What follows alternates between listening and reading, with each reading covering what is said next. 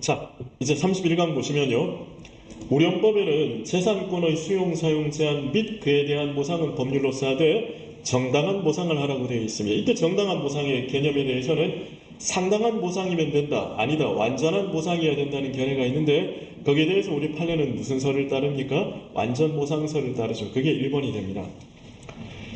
그러나 아무리 완전 보상이라 하더라도요, 예를 들면 어떤 논밭에 신도시가 만들어진다, 또는 여러분 어떤 이 개발이 되지 않은 땅에 만약에 서울시청이 이전을 한다, 아니면 경기도청이 이전한다 그러면요, 그런 사업계획이 발표되는 순간 땅값은 뛰기 시작해요.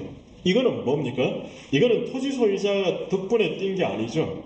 그냥 개발이 됨으로 생긴 이득 아닙니까? 이거는 보상 대상에 포함되면 안 됩니다. 그래서 이른바 개발이익은 완전 보상에 포함되지 않는다는 것이 우리 판례 입장이죠. 그게 2번이 됩니다. 자, 그래서 개발이익을 빼기 위해서 어떻게 합니까? 사업계획이 발표되죠. 그러면 사업계획이 매년 정부가 발표하는 땅값이 있죠. 공시지가. 그래서 만약에 사업계획이 발표되면요, 오늘 2023년 3월 16일에 사업계획을 발표했다 그러면 오늘과 가장 가까운 공시지가 1월 1일부터 1월 1일의 공시지가를 기준으로 해서 실제 수용될 때까지에는요, 정상적인 물가 상승률만 보는 거예요. 다른 지역의 집가가 얼마 뛰었는지 그 지역의 집가를 고려하면 안 되고요. 그래서 그런 식으로 공시지가를 기준으로 해서 우리가 보상을 하죠. 그죠? 3번은요, 이런 일이 있었습니다. 이런 이 네모난 땅이 있다고 전제하시고요. 이 공장이 있었던 거예요. 공장이 A동, B동 두 개가 있었던 겁니다. 공장이 A동, B동 두 개가 있었는데 네모난 땅에 공장 건물이 두 개 있었습니다. 근데 이 절반이 수용이 돼요. 절반이 수용이 되는데 이 왜 수용이 되는가 하면 거기에 철도공사가 바로 철도를 깔기 위해 가지고 이렇게 수용을 합니다. 수용을 하니까 이제 남은 땅이 있지 않습니까? 이 남은 땅에 대해서 그 공장 건물주가 철도공사한테 이 땅 또 마저 사가라 그래가지고 철도공사가 실제로 샀습니다. 토지 산 거예요. 토지도 샀고요. 건물은 뭐 있냐? 건물은 철도공사가 공장 건물이 필요 있는 게 아니니까 공장 건물은 철거하고 땅은 사기로 합의를 한 거예요. 땅은 사기로 합의를 했습니다. 근데 이 공장 건물주가요, 이 철도공사로부터 보상금 다 받았잖아요. 땅과 건물에 대한 보상금 다 받았지 않습니까? 받았는데 건물을 비워줘야 되는데 이 건물주가 거기에서 실제로 계속해서 공장을 돌리고 있었습니다. 돌리고 있다가 그 일대가 또 수용돼요. 이제 수용이 되면서 거기는 뭐가 들어서느냐? 아파트가 들어서는 걸로 아파트 단지를 짓기 위해서 그 남은 땅이 있죠. 남은 땅과 건물이 수용이 됩니다. 자, 이제 어떤 문제가 생기는가 하면요, 여기에 대해서 보상금을 누구한테 줘야 되느냐가 문제된 거예요. 철도공사는 당연히 철도공사 우리가 받아야지라고 주장을 했고요. 건물주는요, 아니 나 여기 공장하고 있는데 내가 받아야지 뭐 이런 식으로 주장을 하고 서로 소송이 제기된 겁니다. 근데 여러분 생각해 보세요. 철도공사가 일단 건물 두 동 중에 한 동을 수용을 하고 보상금 다 주고요. 남은 땅과 남은 건물에 대해서도 땅에 대한 보상금 주고 건물은 철거하기로 하고 보상금 다 줬잖아요. 그러면 여러분 보상금은 이번에 누가 주는 게 맞습니까? 당연히 철도공사에 주는 게 맞겠죠. 그때 철도공사에 주는 게 맞다라는 얘기를 할 때 우리 판례가요, 토지 이외의 권리를 가지는 자는 보상을 받는데 그때 권리는 뭐냐? 바로 아까 철도공사는 남은 건물에 대해서는 철거권이 있다 그랬죠. 그죠? 그래서 철거권과 같은 권리를 가지는 자도 보상을 받을 수가 있다라고 얘기하면서 철도공사에 돈 주라 그렇게 얘기한 겁니다. 그래서 나오는 표현이 3번입니다. 공익사업을 위한 토지 등의 취득 및 보상에 관한 법률 대상상 보상 대상이 되는 기타 토지의 정착한 물건에 대한 소유권, 그 밖의 권리를 가진 관계인에는 수거 철거권 등의 실질적 처분권을 가진 자도 포함된다는 겁니다. 중요한 판례입니다. 그래서 한번 나왔었고요. 그 다음에 4번입니다. 토지에 대한 보상액은요, 가격 시점에서 실제로 쓰이는 이용 상황을 보는 거예요. 일반적인 상황을 보는 겁니다. 아니 예를 들어서 논이 있습니다. 논이 있는데 봄날에 날씨가 좋아가지고 거기 텐트 치고 자면요, 하루 자면 그게 주거지역으로 바뀝니까? 아니죠. 그렇기 때문에 보상액은 가격 시점에서의 일시적이 아니라 현실적인 이용 상황과 그리고는 일반적인 이용 방법에 의한 객관적인 상황을 고려해 산정해야 돼요. 아니 논주인은요, 나는 거기에서 텐트 치고 자려고 생각했기 때문에 나는 그 땅을 주거지역으로 본다라고 우겨도 안 되는 거예요. 우겨도. 그래서 어떻게 해요? 현실적인 이용상을 보지 토지 소유자나 관계에 있는 주관적인 가치라든가 특별한 용도를 고려하는 것은 이건 보상 대상이 되지를 않습니다. 그렇기 때문에 일반적인 이용 방법과 객관적 상황을 고려하는 거예요. 특별한 상황과 주관적인 용도를 고려하는 건 아니라는 겁니다. 그게 4번이 됩니다. 그리고 5번 같은 경우는 뭐냐면요. 바로 이 전북대학교에서 뭔가 공공시설을 짓기 위해서 땅을 수용하려고 합니다. 그러면 어떻게 되느냐? 그 땅값 뛰겠죠. 이게 개발이익을 뺀다 그랬죠. 개발이익을 배제하는데 문제는 전북대학교에서 공공사업을 추진하기 전에 수십 년 전에 백제로가 개통되면서 그 땅이 땅값이 뛴 거예요. 이것도 일종의 개발이익이죠. 근데 여러분 이것까지 빼고 주면은요, 이것까지 빼고 주면 손실보상할 때 보상금액 거의 없다 그랬습니다. 야, 너 지금 이 땅 이거 예전에 학교 들어서면서 뛰었지? 이 땅 이거 예전에 뭐 도로 만들어지면서 뛰었지? 이 땅 이거 예전에 시청 들어오면 뛰었지? 그래 버리면 나중에 1,000원, 2,000원을 수용할 수 있는데요. 그래서 그때 쓰는 표현이 뭡니까?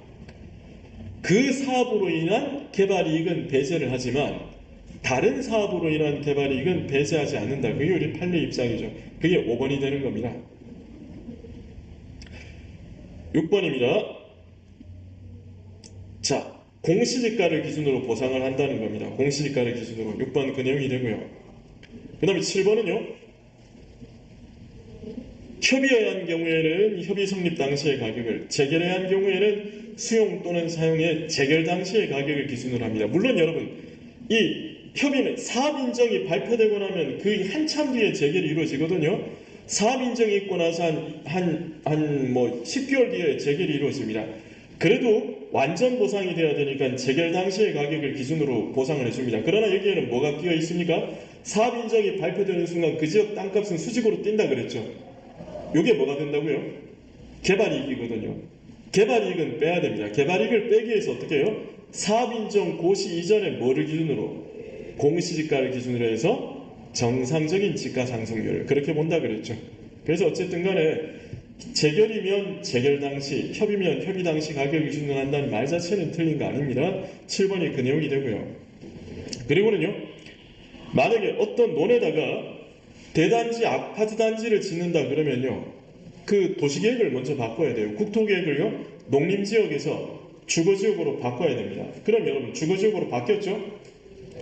그러면 만약에 땅 100평이 수용되면요, 농지 100평을, 논 100평으로 보상을 합니까? 주거지역 100평으로 보상을 합니까? 당연히 논 100평으로 해야 되죠. 왜? 이건 여러분, 국토계획을 바꾼 거는요, 공익사업 때문에 바뀐 거 아닙니까? 개발이 되면서 개발 때문에 개발을 하기 위해서 주거지역으로 바꾼 거잖아요. 그럼 이게 일종의 개발이익이 돼요. 개발 때문에 생긴 이득은 개발이익이 됩니다. 아까 뭐라 그랬습니까? 개발이익은 포함합니까? 배제합니까? 배제한다 그랬죠. 그죠? 그렇기 때문에 거기 있는 거 있죠. 당의 사업을 직접 목적으로 하는 계획 승인으로 인한 승인 고시로 인한 가격 변동은 고려해서는 안 된다는 것이 우리 판례 입장이 되는 겁니다. 그 다음에 9번입니다. 아까 뭐 질문한 분도 있었었는데요. 이게 동일한 소유자에 속하는 일단의 토지 일부가 취득됨으로써 잔여지의 가격이 감소했습니다. 그러니까 무슨 말이냐면 이 동일한 토지 소유에 속한 일단의 토지 일부가 취득됨으로써 잔여지 가격이 감소했다. 그럼 여러분 손실보상은 정당한 보상, 이 정당한 보상은 완전 보상이라 그랬죠. 그죠? 그래서 만약에 100평 같은 경우에 있어서는 활용 가능성이 높기 때문에 뭐 평당 가격이 비쌀 거예요. 그러나 한 20, 30평 정도밖에 안 되면은 활용 가치가 떨어지기 때문에 평당 가격이 떨어질 수 있거든요. 그것까지도 보상을 다 해줘야 됩니다. 그래서 잔여지의 가격이 감소하면 그때는 잔여지가 손실보상 대상이 되는 거예요. 그러니까 정당한 보상은 무슨 보상이라고요? 완전 보상입니다. 그래서 다 해줘야 됩니다. 그 다음에 10번에 보시면요, 영업이 폐업이 되거나 휴업이 되면 그것도 보상을 해줍니다. 제가 중국 음식점을 경영하고 있었습니다. 그 일대가 수용이 돼요. 중국 음식점을 경영하고 있었는데 그 일대가 수용이 되면요, 저는 중국 음식점을 이전 기업하든지 접어야 되겠죠. 그게 휴업이냐 폐업이냐는 거예요. 휴업은요 2달치 수익을 주고요, 폐업은 2년치 수익을 줍니다. 그러면 받는 사람은 폐업 보상 달라 그럴 거고 주는 사람은 휴업 보상 주려 그럴 거란 말입니다. 그러니까 이제 여기에 중요한 게 폐업과 휴업의 구별 기준이 문제가 되는 거예요. 이게 뭐냐? 여기에 대해서 우리 판례는 어떻게 되느냐? 폐업과 휴업의 구별 기준에 대해서는 이전이 가능한지를 보는 것이지 실제로 이전했는지를 보는 게 아니에요. 그러니까 본인은 그냥 끝까지 이전 안 하고 버티더라도 중국 음식점 같으면 얼마든지 이전 기업이 가능하잖아요. 그럼 그때는 휴업 보상을 준다는 겁니다. 즉 실제로 이전하였는지가 아니라 이전이 가능한지 여부에 따라 달려있다. 그게 우리 판례 입장이 되는 거죠. 10번. 근데 그게 이 영업 손실은요, 실제로 영업을 하다가 수용이 됨으로써 일을 못하게 될 때 보상이 되는 거예요. 근데 그게 아니라 거기 11번 같은 경우는요, 영업을 하기 위하여 투자한 비용이 있죠. 우리가 보통 보면 인테리어 비용 이런 거 있지, 그지? 그리고 또 뭐라고요? 지금 당장은 수익이 얼마 안 나지만 3년 뒤면 수익이 얼마 뛸 거다. 이건 여러분 기대이익에 불과한 거죠. 이런 것들은 보상 대상이 되지를 않습니다. 그래서 실제 사안에서는 뭐냐면요, 이 온천수를 이용한 워터파크를 짓기 위해서 땅을 막 파고 있었어요. 그러다가 그 일대가 수용이 됩니다.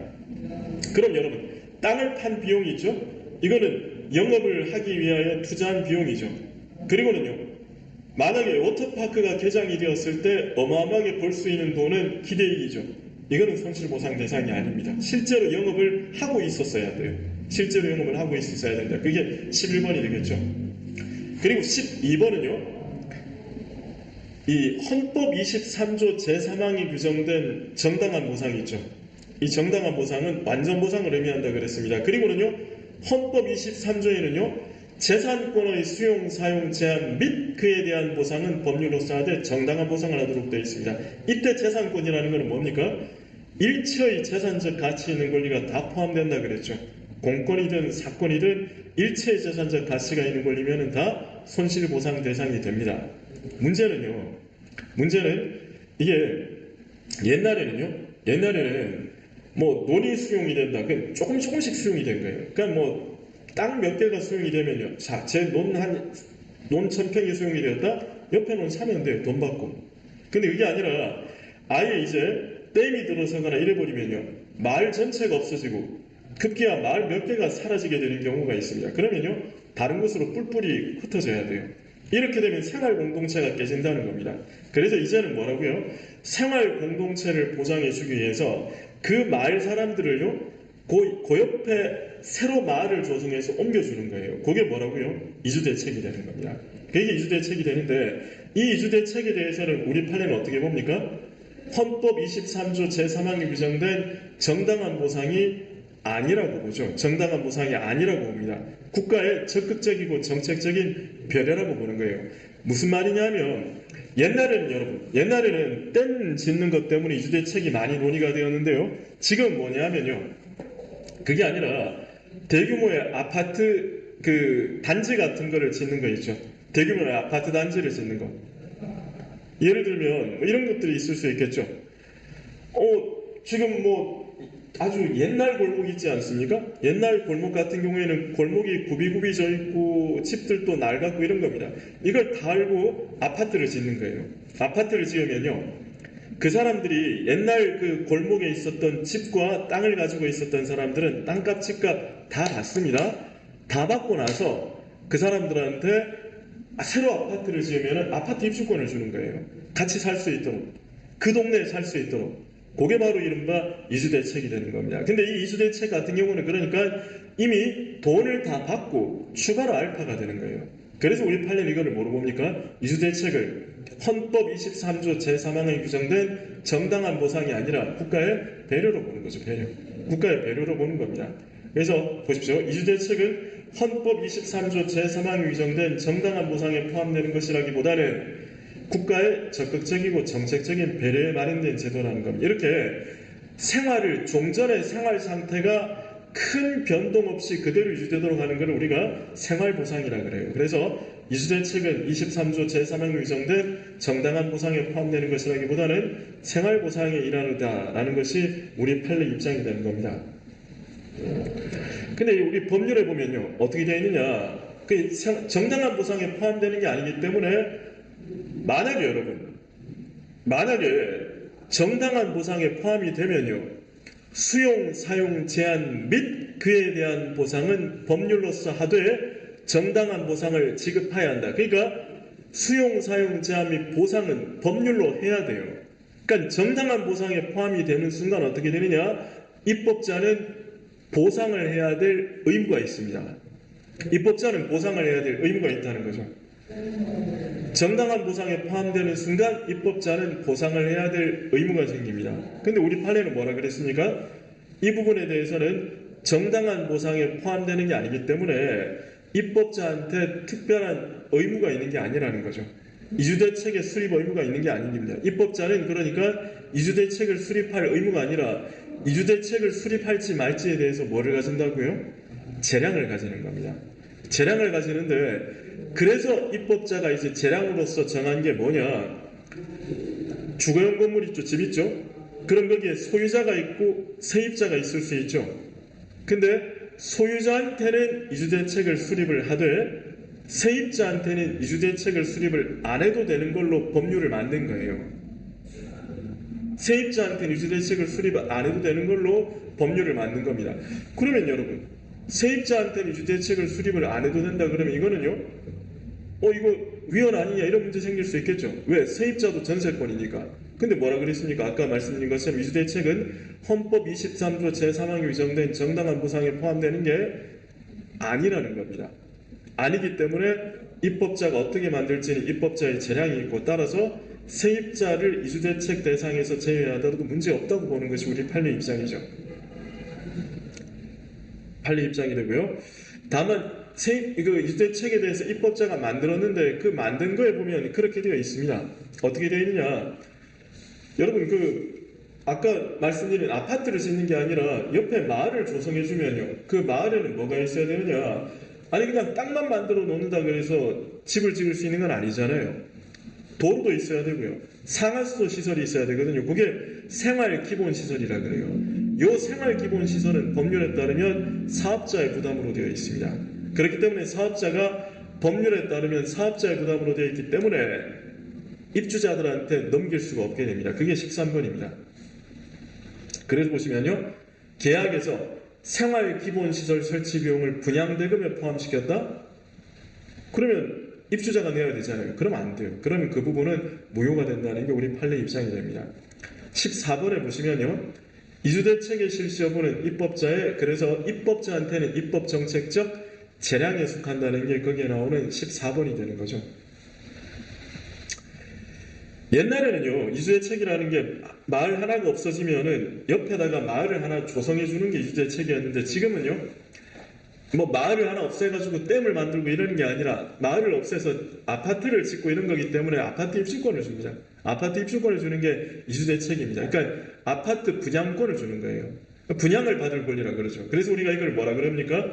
수분양권 이렇게 부르죠. 그죠? 수분양권인데 그러면요, 자, 그 마을에 살던 사람이 아파트 분양권이 실제로 생기는 시기가 언제냐가 문제된 거예요.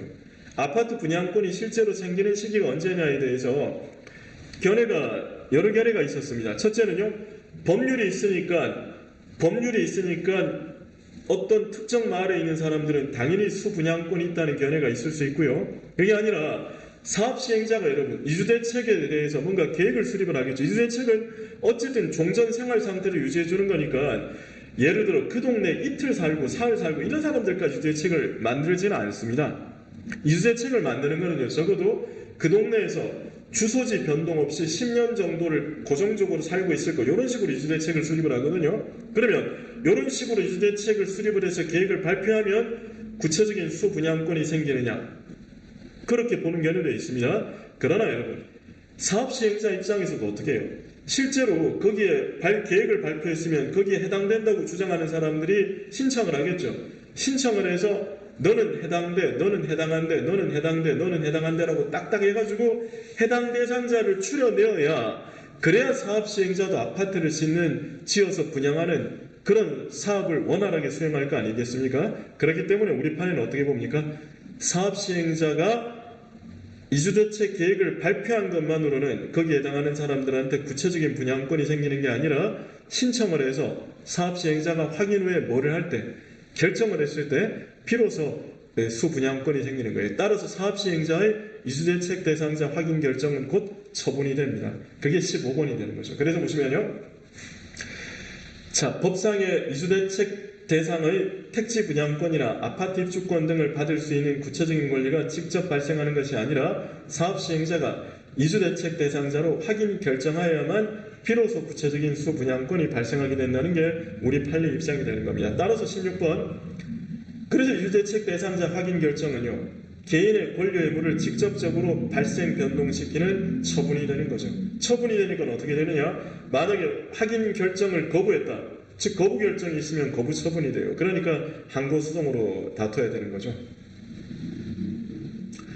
근데 이게 이주대책은 집을 옮기는 거라 그랬습니다. 집을 옮기는 게 이주대책이 되는 거고요. 그게 아니라 예를 들면 노량진의 수산시장이라고 큰 거 있죠, 그죠? 그 일대가 수용이 된다고 생각해 보십시오. 그럼 그 사람들은 이제 자기 가게를 옮겨야 될 거예요, 그죠? 옮기는데 거기에서 여러분 평당 얼마만 받고 옮기면요 뿔뿔이 흩어지게 되면은 그 사람들 매출이 한 100분의 1로 줄걸요?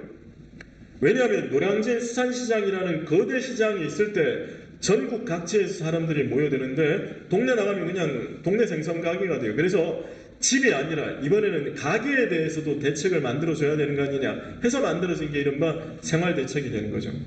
요 생활대책, 그러니까 집은 이주대책, 가게는 생활대책 이렇게 보시면 됩니다. 둘 다 생활보상 일종이에요. 근데 우리 헌법재판소는요 생활대책에 대해 어떻게 보느냐, 공익사업법에 보면요 토지보상법에 보면 생활대책에 대해서는 아무런 언급이 없습니다. 아무런 언급이 없어요. 근데 여러분 그 법률 위헌 아니거든요. 살아있거든요. 그럼 어떻게 해요? 생활대책 역시 헌법 23조 제3항 규정된 정당한 보상에 포함되는 게 아니라 입법자의 재량이라고 보는 거죠. 그렇기 때문에 생활대책에 대해서도 우리 헌법재판소는 똑같이 이주대책처럼 23조 제3항 규정된 정당한 보상에 포함되는 게 아니라고 봅니다. 그러나 대법원은 이주대책과 달리 생활대책은 헌법 23조 제3항의 정당한 보상에 포함된다고 보고 있습니다. 왜 그런지는 여러분 길게 설명을 드렸으니까 여기서는 거기까지는 설명을 안 드리겠습니다. 그래서 바로 간단하게만 설명드리겠습니다. 설명을 드리면 화훼단지였죠. 화훼단지에 대해서 뭔가 아파트를 짓는데 그 화훼단지에 있는 대규모의 화훼단지다 보니까 여러 업체들이 있었거든요. 그 사람들이 적극적으로 거부를 하니까 여기서 서울도시공사가요. 서울토지공사가 아파트를 지으면서 뭐를 하느냐, 내부 규정을 만들어. 이 사람들이 강력하게 저항을 하니까 내부 규정을 만들어서요 이걸 이 사람들한테 알려줍니다. 뭐를 하느냐, 우리 아파트 지을 때 옆에다가 조금 멀리 안 떨어진 곳에다가 새롭게 화훼단지 조성할 테니까 한 10년 동안 계속해서 같은 곳에서 장사한 사람이라면 우리가 상가 입주권을 드릴게요 라고 만들어서, 내부 규정 만들어서 사람들을 설득한 거예요. 그러니까 이 사람들이 믿고 떠난 겁니다. 믿고 떠났는데 여기에 대해서 이 사람들이 신청을 하니까 토지공사가 계속 거부를 하는 거예요. 그래서 소송을 들어갔죠. 근데 여러분 잘 아시다시피 거부가 처분이 되려면 뭐가 있어야 됩니까? 신청권이 있어야 되죠. 근데 아까 뭐라 그랬습니까? 생활대책에는 법률에 없어요. 잘 알다시피 거부가 처분이 되려면 신청권이 있어야 되는데 이때 신청권은 법규상 또는 조리상이거든요. 근데 법률에는 신청권은 없습니다. 그러면 기껏 나와야 되는 게 조리상 신청권인데 이 조리상 신청권에 대해서 우리 대법원은요 아무래도 화훼단지 입점에 있는 사람들이 사회적 약자니까 이 사람들을 구제해주기 위해서 뭐를 끌어오느냐, 헌법 23조 제3항의 정당한 보상에 생활대책이 포함된다. 생활대책이 포함되니까 적어도 내부 규정이라도 만들었으면 조리상 이 사람들한테는 생활대책을 신청할 권리가 있는 거 아니냐 해서 생활대책 신청권을 헌법으로부터 끌어냅니다. 그래서 우리 헌법재판소와 달리 대법원은 생활대책은 23조 제3항에 따른 정당한 보상에 포함되는 것으로 보아야 한다고 본 거죠. 자, 그 다음에 19번은 뭐냐면요, 공익사업시행지구 밖 영업손실보상 요건인 공익사업의 시행으로 인한 그 밖의 부득이한 사유로 일정 기간 동안 휴업이 불가피한 경우는요, 이게 공익사업 시행으로 인한 사유로 휴업이 불가피한 경우만을 의미하는 것이 아니라 공익사업의 시행 결과로 불가피한 경우도 포함됩니다. 무슨 말이냐면 이런 거예요. 자, 예를 들면요, 실제 사안입니다. 철도공사가 고속철을 까는 거예요. 근데 근처에 양자목을 하는 업체가 있었습니다. 누에를 고치를 만드는 거였죠. 근데 이 철도공사 레일을 까는 작업을 하다 보니까 소음과 진동 때문에 누에가 안 자라는 거예요. 얘들 되게 민감하거든요. 안 자랐습니다. 그럼 이거 보상을 해줘야 되겠죠. 근데 문제는 철도공사가 다 끝났습니다. 철도공사가 다 끝나고 이제 공사는 다 끝났습니다. 그럼 뭐합니까 이제? 기차 다니겠죠.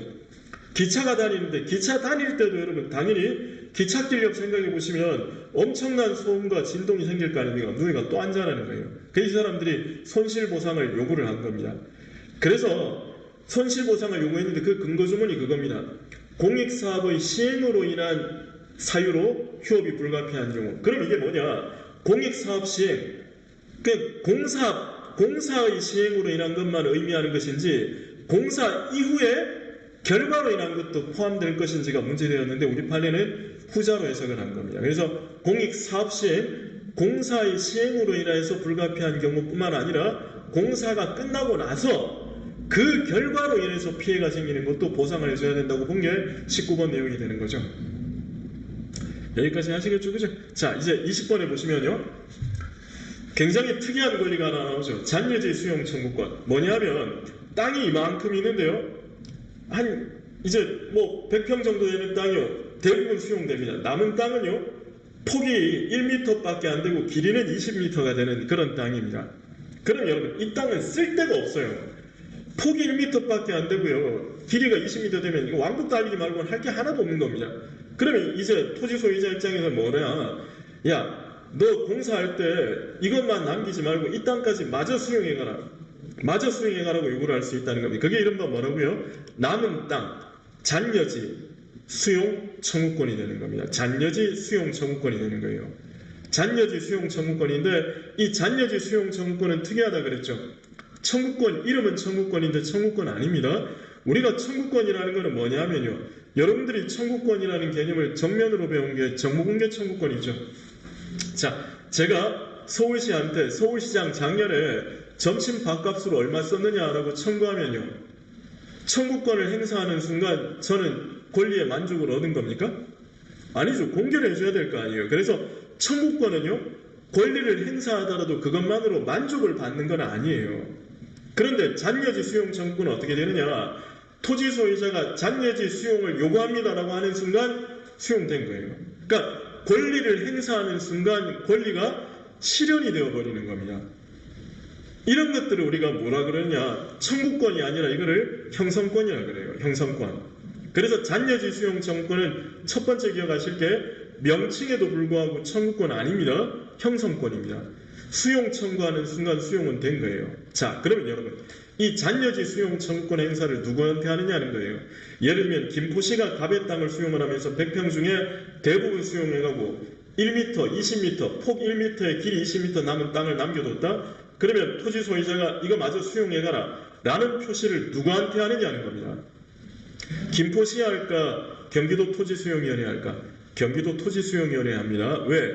잔여지 뭐라고요? 수용 청구권이라 그랬죠.